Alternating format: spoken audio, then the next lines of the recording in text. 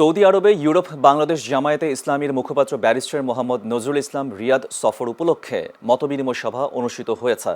প্রবাসীদের ভোটাধিকার আদায়ে ঐক্যবদ্ধ হয়ে কাজ করার লক্ষ্যে সৌদি আরবের শিফা সানাইয়া এলাকায় রিয়াদস্থ ঢাকা দোহার নবাবগঞ্জ প্রবাসী সোসাইটির উদ্যোগে এই মতবিনিময় সভা অনুষ্ঠিত হয়।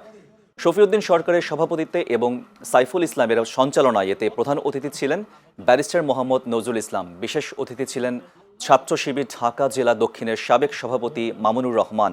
এ সময় ছাত্র শিবির নবাবগঞ্জ থানার সাবেক সেক্রেটারি শফিকুল ইসলাম মাসুদ, কুমিল্লা প্রবাসী সোসাইটির দফতর সম্পাদক মোহাম্মদ রুস্তম খান, বিশিষ্ট ব্যবসায়ী মিলন মিয়া, জাফর শেখ সহ অনেকে এ সময় উপস্থিত ছিলেন। পরে আলোড়ন শিল্পী গোষ্ঠীর অংশগ্রহণে মনোজ্ঞ সাংস্কৃতিক পরিবেশনা অনুষ্ঠিত হয়। আমরা লন্ডন থেকে একটা আন্দোলন শুরু করেছি, সেটা বাংলাদেশও সারা পৃথিবীতে সেটা জনপ্রিয় করার চেষ্টা করছি। সেটা হচ্ছে প্রবাসীদের ভোটের অধিকার, প্রবাসীদের অন্যান্য অধিকার এই কেন্দ্রিক আমাদের আন্দোলন আলহামদুলিল্লাহ শুরু হয়েছে। এবং আমরা ইতিমধ্যেই মাননীয় প্রধান উপদেষ্টা থেকে শুরু করে নির্বাচন কমিশন থেকে শুরু করে গুরুত্বপূর্ণ ব্যক্তিদের কাছে আমরা সাথে বসেছি এবং তারা আমাদেরকে গ্যারান্টি দিয়েছে যে প্রবাসীদের ভোটের অধিকার যেটা সেটা তারা নিশ্চিত করবেন। আমরা তাদের কাছে স্মারকলিপি দিয়েছি এবং কোন প্রক্রিয়ার মাধ্যমে এই ভোটগুলো নিশ্চিত করা যায় সেই ব্যাপারে আমরা বলেছি।